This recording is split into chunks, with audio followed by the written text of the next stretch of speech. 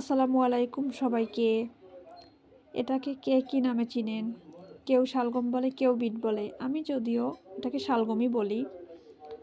আজকে শনিবারের রান্নাতে ছিল শালগমের তরকারি একটা।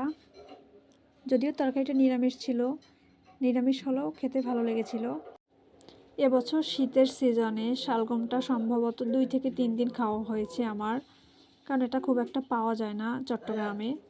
বরিশালে খুবই জনপ্রিয় হলেও চট্টগ্রামে হয়তো খুব একটা জনপ্রিয় না, সেজন্য খুব একটা দেখা যায় না এটাকে। যাই হোক, আজকে সবজিটা রান্না করা হয়েছিল, সাথে অল্প কয়টা শিমও দেওয়া হয়েছিল। প্রথমে কিছু মশলা দিয়ে মশলাটাকে ভালোভাবে কষিয়ে নিব। যে কোনো সবজির মশলা যতটা কষানো হয় ততটাই সবজিটার স্বাদ বেশি হয়।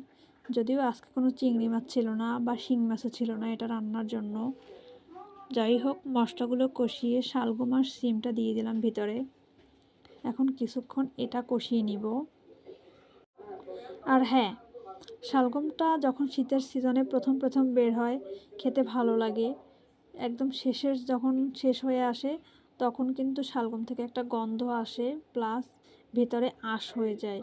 যাই হোক, সেই গন্ধটা দূর করার জন্য আমি শালগমটাকে প্রথমে 4-5 মিনিটের মতো সেদ্ধ করে নিয়েছিলাম, যাতে গন্ধটা দূর হয়।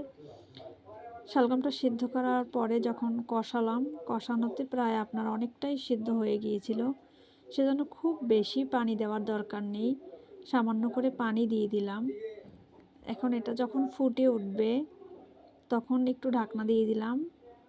একদম যখন রান্নাটা শেষ হয়ে গেছে তখন সামান্য ধনিয়া পাতা কুচি দিয়ে দিলাম। রান্নাটা যখন শেষ, এখন একদম উঠিয়ে ফেলবো।